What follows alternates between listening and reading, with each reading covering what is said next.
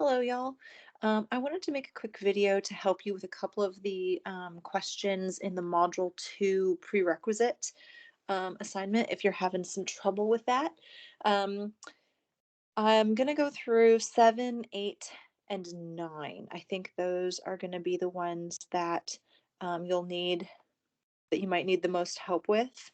Number 10, the graphing functions handout that I gave you um, and that's posted on D2L should help with that. Um, so let's start with number 7 here. My guess is that most of you are going to do really great on the simplifying part, and I just wanted to kind of give you a little guidance on the restriction part. Okay, so anytime that you have a rational function and you have to do anything with it, here we want to simplify. Your first line of defense is going to be to factor. So let's start with factoring this. The top of this is a difference of squares that factors into m plus 5, m minus 5. And on the bottom, we've got a trinomial. We need magic numbers that multiply to 1 times 10, which is 10, and adds to negative 7. Two numbers that multiply to positive 10, add to negative 7 are negative 2 and negative 5. So we're factored here. And notice that the m minus 5s are going to cancel here and go away, right? That's the simplification part. So this is going to simplify into m plus 5 over m minus 2. No big deal. Now, when we go to restrictions, this is based on domain, right? So the restrictions come from the domain rule for fractions. And the domain rule for fractions says that you have to make sure that the stuff on the bottom does not equal 0. Now, the guidance that I want to give you here is that when you do the stuff on the bottom, it needs to be before the canceling. So we need to make sure that the stuff before the canceling, which is this m squared minus 7m plus 10, which factors into m minus 2 times m minus 5, we have to make sure that that whole thing does not equal 0. I realize the m minus 5 stuff is going to cancel out, but remember the domain rule says pay no attention to what's on top. I don't care if the thing on the bottom cancels out or not. You need to include it when you are doing domain and finding these restricted values. So include that m minus 5 down here, even if it cancels. So I have m minus 2 times m minus 5 can't be 0, which means m minus 2 can't be 0, and m minus 5 can't be 0. So m can't be 2, and m can't be 5. So there are restrictions on the variable. M can't be 2, and then you'll hit the and button, and it'll pop up and m cannot equal, and then we'll put that 5 in there. So guidance, I just wanted to make sure that you need to include both of these. All right, so let's now work on number 8. We want to solve this equation. Anytime you're solving an equation with a root in it, the first thing that you want to do is isolate the radical. The radical that we have here is the 5th root of 4c plus 3. That is our radical. That's the thing we want to isolate and get by itself. Is it currently by itself on one side of our equation? No, so we need to get it there. So let's start moving the other stuff over.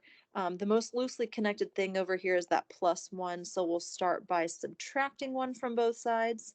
When we do that, we have 5 times our root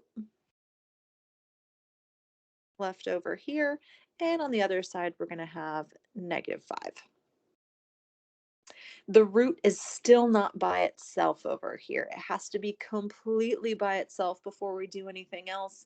So let's get rid of this 5. Let's divide that 5 off. That way these guys cancel, so the root's by itself. And so when we do that, we are going to get that the 5th root of 4c plus 3 equals negative 1. Now that we have the radical completely by itself, This is where we want to go ahead and clear the radical. The way that you clear a radical is take both sides and raise it to a power. The power that you raise it to should match the index of that radical. So we're going to take both sides to the fifth power. This fifth power is going to clear this fifth root, and I'm going to have just 4c plus 3 left over here. Negative 1 to the fifth power means negative 1 times itself 5 times. That's going to give us negative 1 overall. And now we can just solve this for our variable c. You'll subtract that 3 from both sides, divide both sides by 4, and there you have negative 1. That is our solution set. And it says set. I haven't looked at Alex. I don't know if it gives you those curly braces or if it just wants a number. I'll have to take a look at that and see if I can give you some guidance there. But the solution set is just negative 1 here. Okay.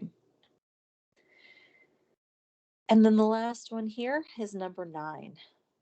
Okay, so suppose that 40 deer are introduced in a protected wilderness area.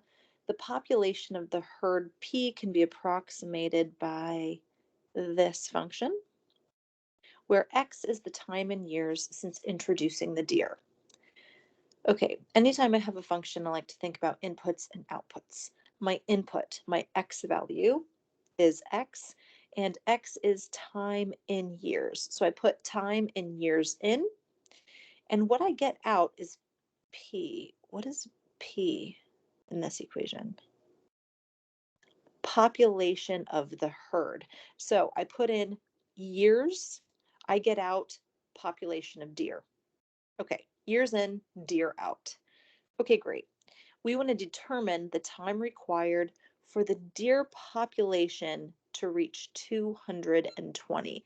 That means my Y value, which here is represented by P, that population is 220. Not 200, 220. There we go. And so to solve this, I'm going to put 220 in for P in my equation. So I have I don't know why I don't want to write both of those. Okay, 220 equals 40 plus 20x divided by 1 plus 0.05x. Okay, great. Now we want to find what? Well, determine the time required. I want the time. Time is in years. That's X. I need to solve for X. Okay, so how do I solve for X in this equation? Well, this is a rational equation. When we are solving a rational equation, you're going to multiply both sides here by your least common denominator. So if I was to get a common denominator for both of these fractions, what would your common denominator be? It would be this 1 plus 0.05x. That would be our common denominator. So once you have your common denominator, I am going to multiply both sides of my equation by this thing over 1. I'm not multiplying by it over itself. We aren't making, I don't know why I'm having such a hard time writing these things correctly. 0.05x. Okay. We aren't getting equivalent fractions here because we're not adding and subtracting fractions. We're solving. We have an equals sign here. That gives us a lot more power than when we are simplifying something and we don't have an equals. We don't have anything to solve for. But since we have an equation and we're solving, we have a lot more power. And so we can multiply both sides by something that's not just 1. And so here we're going to multiply by our LCD over 1. Now, the reason that we do that is because on this right side, when we multiply this by our LCD, I've got the same thing on top and bottom here. These guys are going to cancel. And I will just have 40 plus 20x left over here. And then on the other side, I'm going to have 220 times this set of parentheses, and I'm going to have to distribute. So I'm going to have 220 plus let's see, I don't have a calculator on me. So let's see, we're going to do 0.05.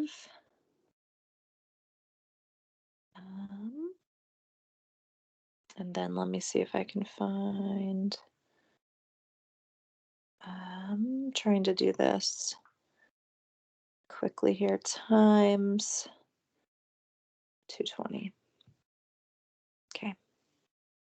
Oh, these probably aren't zeros, are they? 0.05 times 220. There we go. 11. Okay. All of that for 11.